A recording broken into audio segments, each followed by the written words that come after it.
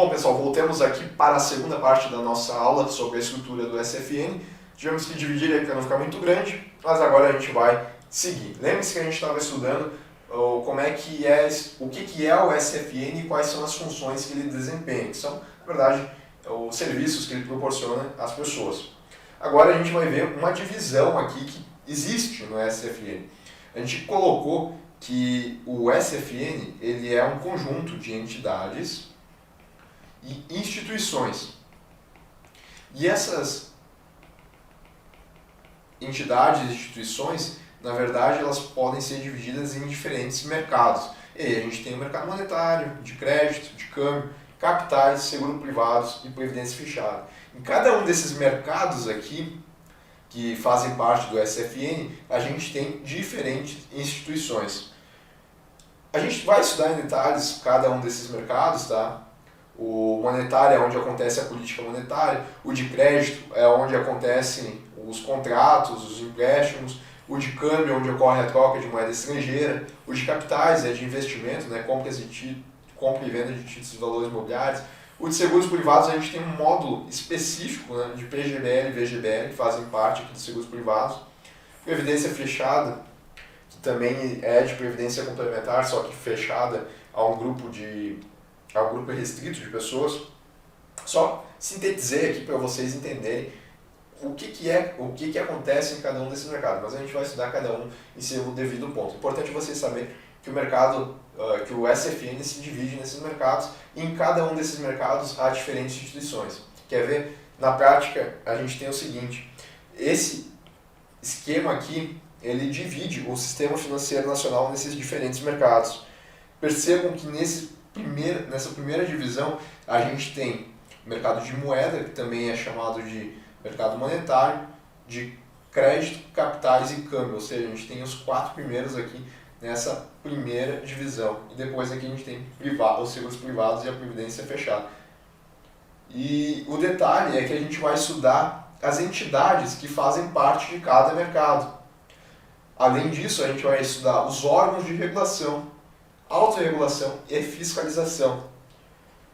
O importante aqui é que vocês entendam, nesse primeiro momento, que as instituições que a gente está acostumados a ver no dia a dia, né, como aquele banco que a gente vai e abre uma conta, por exemplo, eles fazem parte do chamado sistema operacional, que está aqui.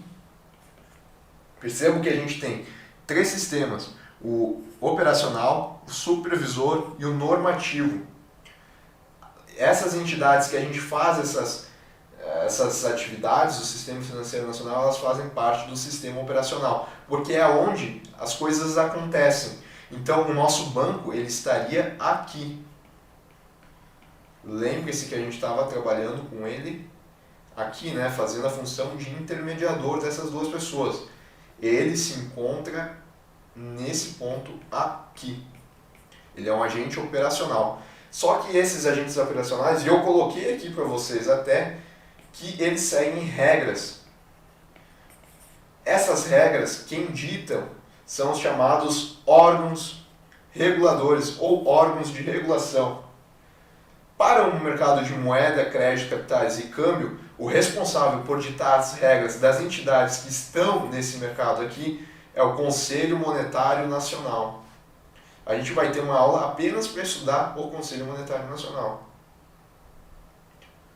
Agora, no mercado de seguros e privados, e aqui a gente tem as instituições desse mercado, o órgão regulador é o Conselho Nacional de Seguros Privados. E no de Previdência Fechada é o Conselho Nacional de Previdência Complementar. E dita as regras para as entidades que estão nesse mercado aqui, né, os agentes operacionais. Se a gente tem os operacionais e tem aqui o regulador, a gente ainda tem um meio termo, que são os supervisores. Esses supervisores, que no caso desses 4 mercados, é o Banco Central do Brasil e a Comissão de Valores Imobiliários, a CVM, eles são responsáveis por estarem fiscalizando esses agentes aqui. Ou seja, são órgãos de fiscalização, órgãos supervisores. Se o Conselho Monetário Nacional está dizendo o que esses daqui têm que fazer, o Bacen e a CVM vão estar fiscalizando, ver se eles realmente estão fazendo. Esse manda, esse supervisiona e esses fazem. Essa é a ideia. A mesma coisa aqui, né? Só que cada órgão com a sua atribuição. Esses dois aqui ditam as regras e a SUSEP e a Previc, elas verificam se os operadores estão seguindo essas determinações. É assim que é composto o mercado financeiro. São órgãos reguladores, órgãos supervisores, operacionais e ainda a gente tem os chamados órgãos de autorregulação, que não estão nesse esquema aqui que foi elaborado pelo Banco Central, mas eu explico para vocês agora o que eles são. Os órgãos de autorregulação, a autorregulação ela acontece quando os entes privados se juntam, geralmente em forma de associações, e escolhem um ente privado que estabelece regras entre os próprios participantes, via contrato voluntário, a chamada autorregulação de base contratual, ou por determinação legal, que é a chamada autorregulação de base legal. Então, se aqui a gente tinha os órgãos de regulação, agora a gente está falando de autorregulação. Regulação, esses órgãos aqui que a gente viu, eles são do governo. É a chamada heterorregulação.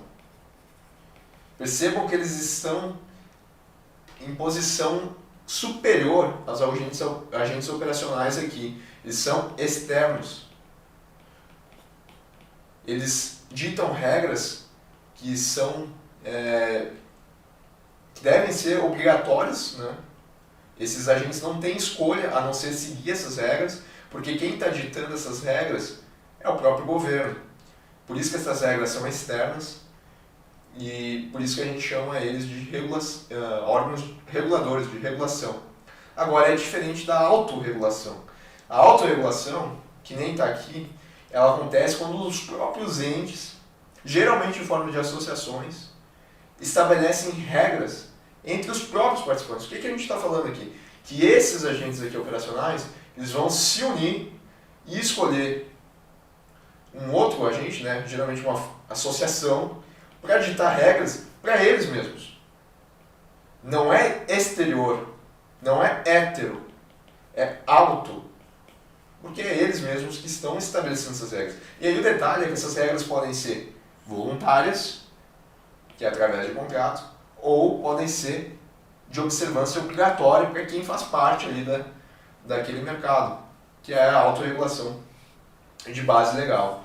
Um exemplo de autorregulação é a Ambima, essa nossa querida que nos permite ter a certificação CPA 20. Inclusive, a CPA 20 ela é um exemplo de autorregulação que está acontecendo no mercado financeiro, porque ela atesta a qualidade de um profissional que está lá atuando no mercado financeiro. Ou seja, para mostrar, para passar confiança às pessoas que estão indo no mercado financeiro, a Ambima, que é uma associação, e a gente vai estudar isso, né?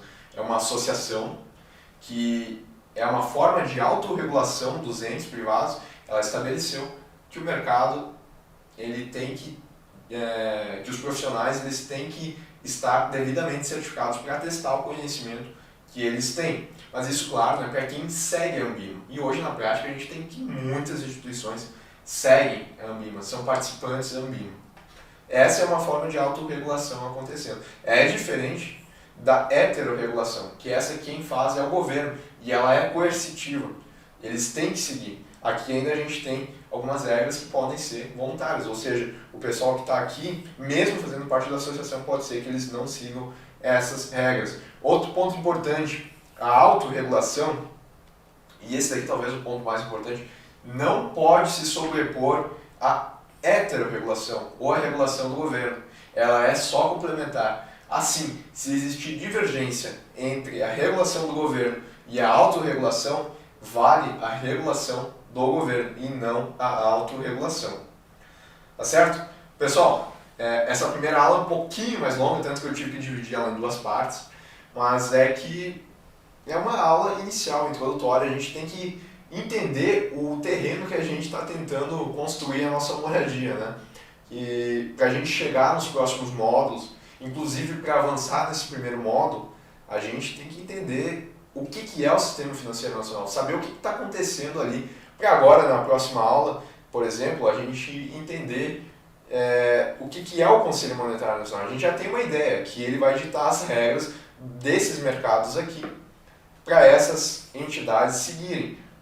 Mas agora, se eu não faço essa aula explicando em detalhes o que é isso, e eu chego lá falando o que é o Conselho Monetário Nacional e o que é o Sistema Financeiro Nacional, não adianta, a pessoa vai ficar perdida se ela não conhece o mercado financeiro. Por isso que tem que dar um aprofundamento e, não digo um aprofundamento, mas tem que explicar com um pouquinho mais de detalhes, facilitando com exemplos, para a pessoa entender bem o que é esse mercado que a gente está tentando aprender. Tá certo, galera?